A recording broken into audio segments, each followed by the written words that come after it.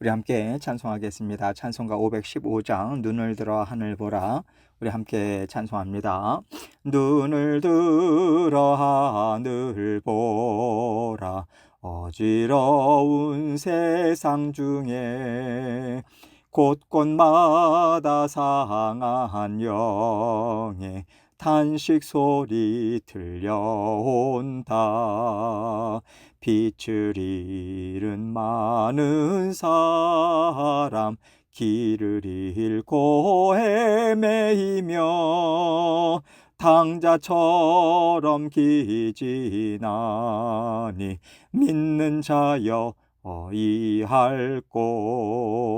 눈을 들어 하늘 보라. 어두워진 세상 중에 외치는 자 많건만은 생명수는 말랐어라. 죄를 대속하신 주님 선한 일꾼 찾으시나. 대답하리 어디 있나. 믿는 자여 어이할꼬. 눈을 들어 하늘 보라. 살아계신 주 하나님 약한 자를 부르시어 하늘 뜻을 전하셨다. 생명수는 홀로 예수 처음이요 나중이라. 주님 너를 부르신다. 믿는 자여 어이할꼬. 눈을 들어 하늘 보라. 다시 사신 그리스도 만 백성을 사랑하사 오래 참고 기다리네. 인내하신 우리 구주 의의 심판하시는 날 곧 가까이 임하는데 믿는 자여 어이할꼬. 아멘. 기도하겠습니다. 하나님 아버지 감사합니다. 아버지 하나님께서 오늘도 저희에게 새날 주셨습니다. 아버지 하나님의 새로운 은혜 기대하고 또 하나님께서 우리 모든 성도님들의 삶을 일거수일투족을 살피시고 또 인도하여 주실 것을 믿고 감사드립니다. 아버지 하나님의 말씀을 온전히 쫓고 아버지 하나님 기억하고 곱씹고 또한 아버지 하나님의 말씀대로 살아내고자 하는 애씀이 우리 모든 성도님들 삶 가운데 아버지 힘있게 역사할 수 있도록 하나님께서 도와주시고 아버지 하나님 하나님께서 더욱더 주님을 알아가는 아버지 성장하는 자녀들로 다 아버지 하나님께서 붙들어 주옵소서. 오늘도 말씀을 통해서 아버지 하나님의 자녀로 자라나라고 음성 들려주십니다. 주님께서 들려주시는 음성 듣고 오늘도 주님 말씀을 살아내는 귀하고 복된 하루 될 수 있도록 은총 베풀어 주옵소서. 예수 그리스도의 귀하신 이름으로 기도합니다. 아멘. 하나님 말씀 예레미야서 41장 1절로 7절입니다. 제가 읽습니다. 일곱째 달에 왕의 종친 엘리사마의 손자요 느다나의 아들로서 왕의 장관인 이스마엘이 10사람과 함께 미스바로 가서 아이감의 아들 그다랴에게 이르러 미스바에서 함께 떡을 먹다가 느다냐의 아들 이스마엘과 그와 함께 있던 10사람이 일어나서 바벨론의 왕의 그 땅을 위임했던 사반의 손자 아이감의 아들 그다랴를 칼로 쳐 죽였고 이스마엘이 또 미스바에서 그다랴와 함께 있던 모든 유다 사람과 거기 있는 갈대아 군사를 죽였더라. 그가 그다랴를 죽인 지 이틀이 되었어도 이를 아는 사람이 없었더라. 그때의 사람 80명이 자기들의 수염을 깎고 옷을 찢고 몸에 상처를 내고 손에 소재물과 유향을 가지고 세겜과 실로와 사마리아로부터 와서 여호와의 성전으로 나아가려 한지라. 느다냐의 아들 이스마엘이 그들을 영접하러 미스바에서 나와 울면서 가다가 그들을 만나 아이감의 아들 그다랴에게로 가자 하더라. 그들이 성읍 중앙에 이를 때에 느다냐의 아들 이스마엘이 자기와 함께 있던 사람들과 더불어 그들을 죽여 구덩이 가운데에 던지니라. 아멘. 이스라엘 나라를 왜 만드셨는가? 하나님께서는요, 이 이스라엘 나라의 존재 목적을 놓치지 않고 지켜오셨습니다. 다시 말해서 하나님은 이스라엘 백성들이 하나님의 백성으로서 살아야 한다고 계속해서 말씀해 주셨고요. 하나님의 백성인 것을 놓치고 살아갈 때마다 그들을 끌어당기시고 끌어당기셔서 하나님께로 다시 돌아오게 하시는 역사를, 그 은혜를 베풀어 주셨어요. 이것이 이스라엘의 역사였고 마침내 하나님께서 특단의 조치를 취하셨죠. 이제 남유다의 마지막 왕인 시드기야까지 바벨론 포로로 잡혀가고요. 그의 아들들은 다 죽었습니다. 하나님께서는 이렇게 해서 바벨론 땅에서 하나님의 나라, 이스라엘 나라를 회복시키시는 일을 하세요. 그리고 이스라엘 땅에 남아있게 된 사람들도 있습니다. 바벨론 입장에서 볼 때 이스라엘 땅을 빈 땅으로 남겨두면 어느새 다른 나라가 와서 점령하고자 하면 안 되니까 그 땅을 지키는 사람들을 이제 남겨놓은 거죠. 남겨진 사람들은요, 국가 정세에 대해서도 잘 모르고 말하자면 하루하루 먹고 살았던 사람들이었어요. 연약하고 배우지도 못하고 스스로 꿈을 꾸면서 일을 이루어갈 만한 그런 능력이 없었던 사람들이었습니다. 상류층에 있었던 똑똑한 사람들, 배운 사람들, 지도자급들은 바벨론의 첫 번째 침공 때부터 다 포로로 끌려갔어요. 오늘 말씀은요, 이제 이스라엘 본토에 남겨진 사람들, 그리고 그동안 바벨론을 피해서 도망갔다가 이제 목숨을 건졌던 그런 사람들에 대한 얘기입니다. 본문 1절 말씀을 보겠습니다. 일곱째 달에 왕의 종친 엘리사마의 손자요 느다냐의 아들로서 왕의 장관인 이스마엘이 10사람과 함께 미스바로 가서 아이감의 아들 그다랴에게 이르러 미스바에서 함께 떡을 먹다가, 일곱째 달이라고 하는데 예루살렘이 완전히 함락된 것이 4월 9일이었거든요. 이제 약 3개월 정도 지난 후 시점에 이제 이러한 일들이 이제 벌어지고 있는 것인데, 여기 이스마엘이라고 하는 사람이 등장하고 있어요. 왕의 종친이다라고 하는데 왕족이라고 하는 말입니다. 그리고 왕의 장관이었다고 말하죠. 또 한 사람 그다라가 나오지 않습니까? 이 사람은 유대인이었었어요. 바벨론이 남유다의 총독으로 이제 세워놓고 그들이 그다라를 통해서 이제 남유다를 다스리는 것입니다. 미스바는요, 이제 그다라 총독이 그 땅에 아직까지 남아있는 사람들을 다스리는 중심 지역으로, 말하자면 새로운 수도처럼 이제 사용하는 곳이었어요. 예루살렘은 완전히 회파가 됐지 않습니까? 그래서 그래도 사람들이 살 수 있는 터전이 남아있는 미스바를 새로운 중심 거주지로 이제 만들었던 거죠. 이 미스바에서 그다라가 총독으로서의 일을 감당하고 있었는데, 이때에 이스마엘이 10명의 사람들을 데리고 와서 그다라와 이제 함께 식사를 하는 거예요. 이스라엘 사람들도 한국 사람들처럼 좀 정서가 비슷합니다. 친밀한 관계를 맺기 위해서 이제 밥부터 같이 먹거든요.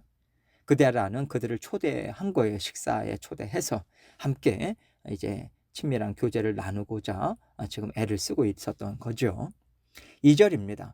느다냐의 아들 이스마엘과 그와 함께 있던 10사람이 일어나서 바벨론의 왕이 그 땅을 위임했던 사반의 손자 아이감의 아들 그다랴를 칼로 쳐 죽였고, 이스마엘은요, 이 친교와 연합을 도모하는 이 친교, 이 식사 자리에서 말하자면 반란을 일으킨 거예요. 총독인 그다랴를 죽이는 일이 생깁니다. 왕족인 이스마엘은 바벨론에게 잡히지 않으려고 이제 시드기야 왕과 함께 이제 도망을 했던 사람이에요. 그런데 시드기야 왕은 잡혔고 이 사람은 결국 도망을 쳤던 거죠. 들판이나 광야에서 숨어서 지내고 있었었는데, 이제 이스마엘은 암몬 그 나라의 사주를 받고 다시 옵니다. 이 사람은 여전히 바벨론의 통치를 거부해요. 그리고 누구를 기대냐면 암몬 나라를 기대합니다. 그래 내일을 도모하고자 하는 생각을 갖고 있었던 거죠. 그러니까 새로 세워진 총독 그데라를 아주 못마땅해 한 거예요. 그 당시에 그데라는 남아있는 사람이 얼마나 되냐. 이 땅에서 우리가 서로 화평하게 지내다 보면 바벨론이 이스라엘을 다시 세우도록 해줄 수도 있지 않겠는가. 일단은 바벨론 나라의 말을 잘 듣자. 바벨론의 말을 잘 듣다 보면 우리가 내일 또한 도모할 수 있어. 이렇게 바벨론의 통치를 잘 받도록 남아있는 사람들의 마음을 다독이고 이제 모으고 있었던 중이거든요.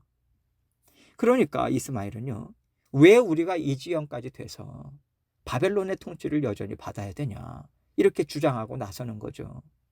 또 한 가지는요, 이제 이스마엘은 바벨론에게 잡히면 죽어요. 자기가 살 수 있는 유일한 길은요, 암몬 나라의 말을 더 잘 듣는 것이다, 이렇게 그는 판단을 한 거죠. 그러니까 이제는 애굽이 아니라 암몬 나라의 사주를 받은 사람과 바벨론의 통치를 받아들이는 사람들, 이렇게 이 두 부류가 이제 부딪히게 되는 거예요. 이때에 이스마엘이 먼저 선제 공격을 한 거죠. 3절로 4절입니다. 이스마엘이 또 미스바에서 그다랴와 함께 있던 모든 유다 사람과 거기에 있는 갈대아 군사를 죽였더라. 그가 그다랴를 죽인 지 이틀이 되었어도 이를 아는 사람이 없었더라. 이스마엘은요, 그다랴와 같은 생각으로 이스라엘을 재건할 기회를 갖고자 하면서 이제 바벨론 통치를 받아들인 유다 사람들, 이 사람들까지 다 죽입니다. 더구나 그곳에 있던 바벨론 군사들까지 죽여버린 거예요. 그런데 이 사건이 소문이 나지 않습니다. 철저하게 다 죽여버렸거든요. 상황이 이렇게 됐는데, 자, 이제 5절을 보세요. 그때의 사람 80명이 자기들의 수염을 깎고 옷을 찢고 몸에 상처를 내고 손에 소재물과 유향을 가지고 세겜과 실로와 사마리아로부터 와서 여호와의 성전으로 나아가려 한지라. 그데랴 총독이 죽은지 모르는 상태에서 북이스라엘로부터 이제 하나님을 섬기는 순례객들이 이제 찾아오는 거예요. 예루살렘 성전은 다 회파됐습니다. 그래도 동족인 남유다 백성들이 이제 다 망한 거잖아요. 그리고 하나님을 섬겼던 성전이 그 터라도 물론 그 기초부터 다 회파됐지만 어쨌든 그곳으로 이들이 온 거예요. 그래서 80명의 사람들이 철저하게 회개하고 또 애통하는 마음으로 하나님 앞에 꿇어 엎드리는 그 경건한 마음으로 나오고 있는 거죠. 이 얘기를 이제 이스마엘이 들은 거예요. 6절입니다. 느다냐의 아들 이스마엘이 그들을 영접하러 미스바에서 나와 울면서 가다가 그들을 만나 아이감의 아들 그다랴에게로 가자 하더라. 이스마엘이 이 얘기를 접한 후에 이제 북이스라엘로부터 오는 사람들을 맞이하러 나가잖아요. 그 이스마엘이라고 하는 사람이 참 간교하다라고 하는 것을 우리는 분명히 볼 수 있습니다. 이 사람들이 북이스라엘로부터 이제 여호와의 성전을 찾아온 사람들에게 이스마엘은 울면서 나아가요. 무슨 얘기겠습니까? 나도 당신들과 같은 심정입니다. 저 또한 애통합니다. 이런 표시를 한 거죠. 그다랴를 죽였으면서도 아무 일도 없었다는 듯이 또 마치 하나님을 사랑하는 심령을 가진 사람처럼 그들을 맞이하러 나왔다는 거예요. 자, 결국은 무엇을 하기 위해서 나왔나? 7절을 보세요. 그들이 성읍 중앙에 이를 때에 느다냐의 아들 이스마엘이 자기와 함께 있던 사람들과 더불어 그들을 죽여 구덩이 가운데에 던지니라. 이 사람들도 조용히 철저히 잡아 죽이려고 이스마엘은 그들을 맞이하러 나간 거예요. 식량을 감춰둔 것을 얘기해 준 10명이 있었습니다. 80명 중에. 이들을 제외한 나머지 70명을 다 죽여요. 그다랴 총독의 죽음을 아는 사람이 남게 되면 결국 자기와 불리해지니까 아예 철저하게 지금 다 죽여버리는 거죠. 그리고 본인은요, 이제 암몬 나라에 가서 대우받으면서 살려는 계획을 지금 갖고 있는 거예요. 하나님께서 남유다에 대한 미래를 말씀해 주시고요. 너희가 이렇게 하나님의 말씀에 순종하라 가르쳐 주셨을 때 부류별로 반응이 다 달랐어요. 그런데 지금 중요한 것은 무엇이냐면요, 하나님께서 예레미야 선지자를 통해서 말씀을 주신 대로 모든 말씀들이 완전하게 이루어졌단 말입니다. 자, 그렇다면 어떻게 해야 되겠습니까? 아, 내가 지금까지 생각했던 게 잘못됐구나. 이게 틀린 거였구나. 이거 알고 말씀에 순종하는 것이 우리가 생각할 때는 이치에 맞는 것 같지 않습니까? 그런데 이스마엘을 보면 전혀 그렇지가 않다는 거예요. 이 얘기는 하나님에 대한 개념이 전혀 없다. 그리고 그는 하나님의 말씀은 처음부터 듣고 싶지 않았다. 이겁니다. 그러니까 내 인생은 내가 주인이다. 이 생각을 갖고 있는 사람들은요, 아무리 하나님의 말씀이 맞다고 보여줘도 절대로 듣지 않아요. 자신이 인생의 주인이고요. 자기가 살고 싶은 인생이 있어요. 그리고 자신이 놓치고 싶지 않은 게 있습니다. 하나님의 말씀대로 하려면 바벨론에 항복을 해야 되지 않습니까? 근데 이제는 너무 늦었다고 생각하는 거예요. 그렇다면 자기 살 길을 자기가 알아서 찾아야 된다. 이 결론을 그는 갖고 있는 거죠. 오늘날에도 보면요, 말씀을 아무리 들려줘도 하나님을 알고자 하는 마음, 내 인생은 어디로부터 왔고 어디로 가는 걸까? 이것을 알고 싶어하는 마음이 없다면 예수님께서 십자가에 달려 죽으셨고 예수님께서 놀라운 이적을 구원을 베풀어 주셨다. 그래도 나와는 전혀 상관이 없는 일인 겁니다.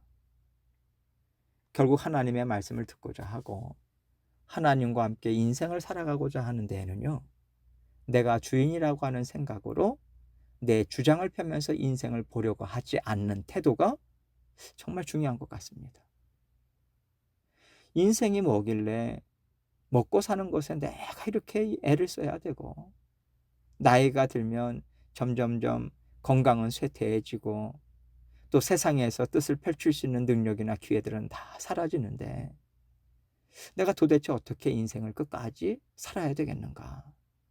이 인생의 고민을 갖고 있느냐 없느냐에 따라서 하나님을 받아들이고 쫓을 수 있는 기회가 생기는 것 같아요. 우리가 복음을 전할 때도 보면요, 인생이 참 막막하고 막막할수록 복음을 받아들일 확률이 많아지는 것 같아요. 제3세계에 가서 보면요, 정말 먹고 살기 힘듭니다. 앞날이 캄캄하다라고 하는 사람들이 많아요. 그런데 그들 마음 문이 열리고요, 예수 그리스도를 받아들이는 역사가 활기차게 일어나요. 반면에 내 능력이 이만큼이야. 내 능력 정도면 얼마든지 내가 내 인생 책임질 수 있어. 그렇게 믿고 살아가는 사람들이 많은 경우에 그들은요, 어떠한 놀라운 일이 펼쳐진다 할지라도 또 하나님의 얘기를 들려주신다 할지라도 자신과는 전혀 상관없는 얘기로 생각을 합니다. 내가 원하는 거, 내 주장을 펼칠 수 있는 거, 내가 능력이 있고 높은 사람이라고 하는 것을 드러내는 것을 주지 않는 이상은 하나님이건 예수님이건 다 들을 필요 없다. 이 마음으로 굳어져요. 그래서 우리는 하나님을 알지 못한 채 세상에서 한껏 높아지고 물질이나 명예를 쌓아놓으면 놓을수록 이것이 저주가 되고 올무가 되는구나. 이것을 생각해야 돼요. 그렇다면 하나님 안에서 사는 사람들은 어떻게 살아야 될까요? 그렇게 물질 쌓아 나가야 될까요? 명예를 그렇게 추구하면서 살아야 될까요? 이거 우리가 계속해서 생각하면서 살아야 합니다. 흘러 넘치도록 쌓아놓고 높아져서 영적으로 망하는 길을 가느니 하나님 안에서 겸손하게 살도록 저를 붙잡아 매 주십시오. 우리가 이 고백을 열심히 올려드려야 될 것 같아요. 믿음 안에서 사는 분들도 쌓아놓는 거 정말 두려워하시고요, 계속해서 나누고 섬기고 하나님 앞에 올려드리는 일들을 더 많이 해야 삶이 안전해집니다. 이거 오늘도 생각하시고 하나님과 오늘도 많은 것을 또 나누시고 또 주님 안에서 누리시고 또 부지런히 하나님의 은혜 전하는 저와 여러분이 되시기를 주님의 이름으로 축원합니다. 함께 기도합니다. 우리 인생의 주인이 하나님이시다. 그 인도하심을 따르기 원합니다. 이 고백 하나님 앞에 올려드리고 우리의 속사람을 또 살피고 계속해서 기도 제목 가지고 나아가도록 하겠습니다. 기도하시겠습니다.